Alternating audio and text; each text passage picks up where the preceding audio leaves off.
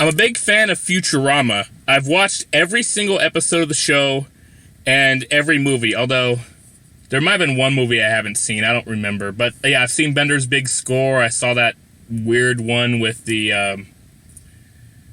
alien that, you know, pierces into Earth and, like, loves everyone.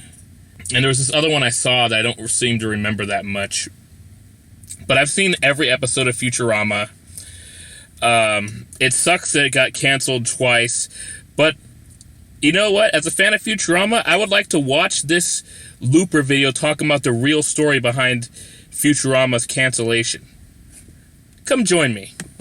Futurama is a cult hit now. But the first time around, the second show from the creator of The Simpsons was never given a real shot to shine.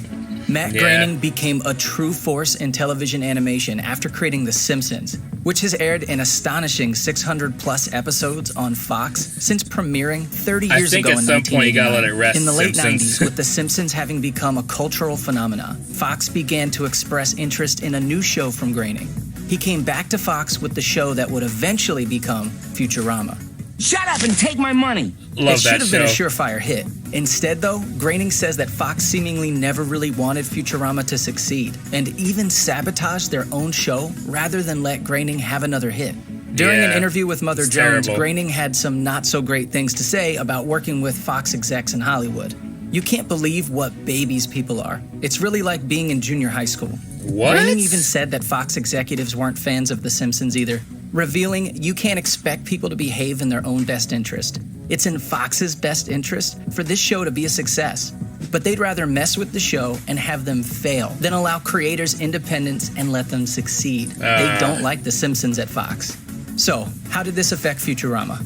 The network moved the show around from time slot to time slot, then let it die a quiet death in 2003 before it was eventually revived by Comedy Central a few years later. But the network seemed to be working against the show even before it debuted.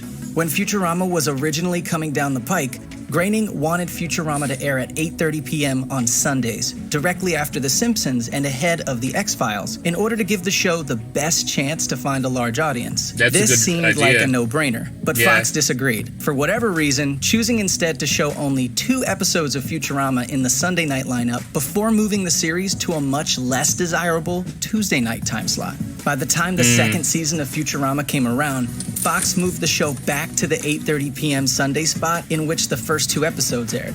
Then, in a move that alienated audiences further, Fox shifted the show again in the middle of the season, this time bumping it up to 7 o'clock p.m. on Sunday.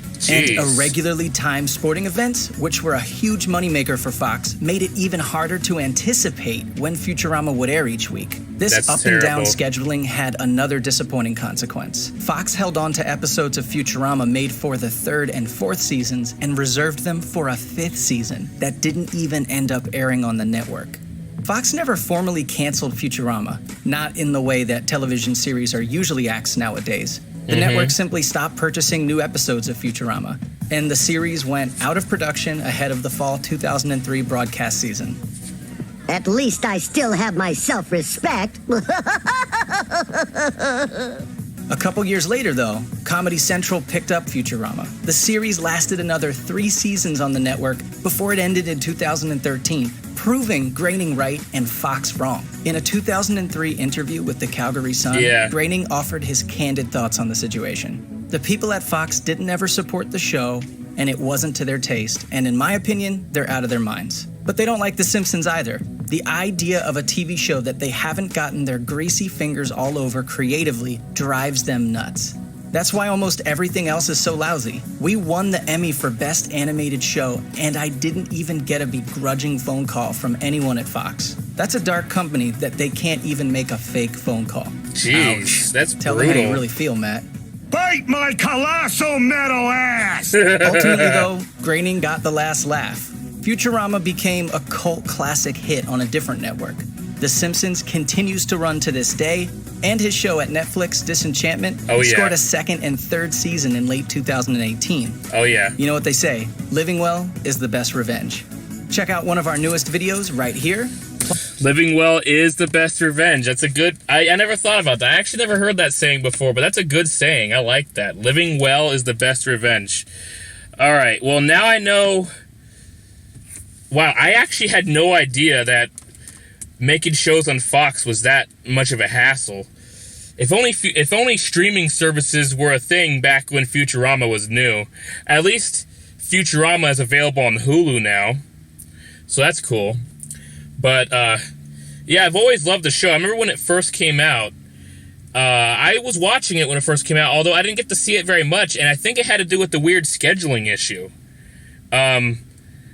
Honestly, I wasn't even sure when episodes were coming out, and so that goes along with what Looper just said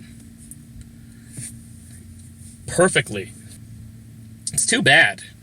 Futurama was a damn good show. It didn't truly get its chance to shine. I think it was actually thanks to Adult Swim having showing reruns of Futurama that really allowed it to take off.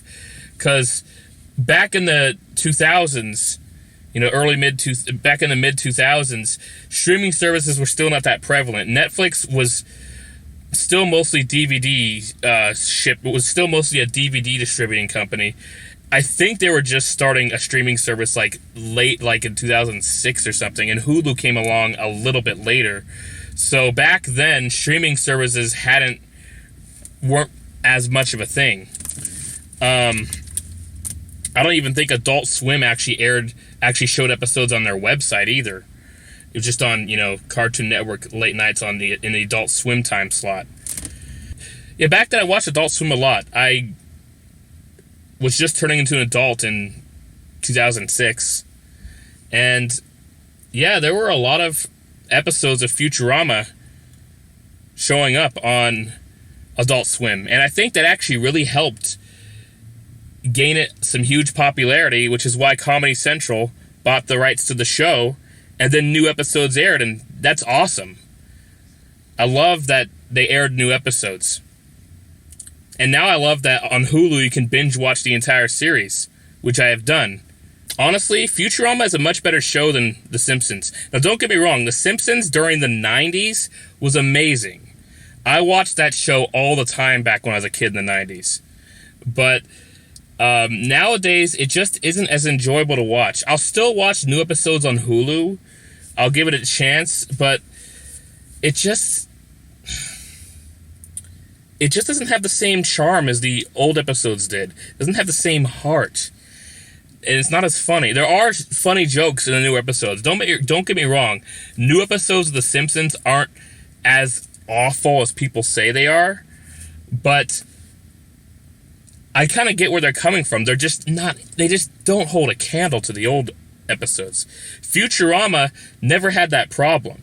It's amazing. There are some shows out there that lose their way over time, but some shows don't. Futurama was a show that consistently was entertaining, and the later episodes were just as good as the old ones. Some of them even better. I think, ironically, just like with The Simpsons, Seth MacFarlane's first successful cartoon, Family Guy, was amazing in its heyday, but nowadays is a shell of its former self as well. There's still some entertaining episodes here and there, but just like The Simpsons, it's a shell of its former self. But then the second show that was very successful that Seth MacFarlane was involved in, American Dad, I found that show to consistently be entertaining, whether it's the early seasons or now. And actually, I think the series kind of actually improved, because season 1 of American Dad had some good episodes, but it just was, it lacked something. I think later on in the series, when they kind of drifted away from Stan Smith and his Republican views, and his daughter being liberal and a hippie, well, I don't know if she's really a hippie, more like a hipster, I guess, but as they drifted away from that dynamic, they were able to, it gave them a lot more creative freedom, and the show just got better from there. Plus Roger the alien, like everybody loves Roger the alien. He's the most hilarious character. I think Roger the alien is probably the most hilarious character that Seth MacFarlane has ever voiced. And now Seth MacFarlane stars in The Orville, which is a comedy, but also very serious as well. It's got a good mix of comedy, of humor, and seriousness, and it's really good. It's really good. It's actually a really strong love letter to Star Trek as well. It's really good. And now Matt Groening has his new show on Netflix, Disenchantment, that is also really good. I've watched all of seasons 1 and 2, and I look forward to season 3 when that comes out. Alright, thank you so much for watching. Please like, comment, and subscribe, and click that bell icon for notifications. I would actually love to see Futurama come back a third time. I don't think it's going to happen. I think Matt Groening's a little too busy with Disenchantment, and other members of his staff are pretty busy with The Simpsons still being on the air after all this time. I totally would love to see new episodes of Futurama again.